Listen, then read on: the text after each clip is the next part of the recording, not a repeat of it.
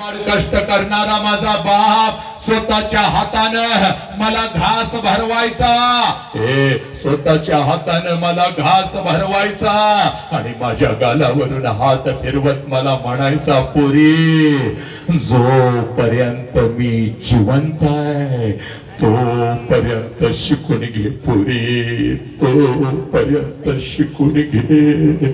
हे माझ्या लेकरा, close expression दाखव. हे माझ्या बाळा, जोपर्यंत मी जिवंत आहे तोपर्यंत शिकून घे. एकदा का बापाचा हात या डोक्यावरून उठला, कोणी कोणाचं नसतं बघ पुरी, कोणी कोणाचं नसतं बघ.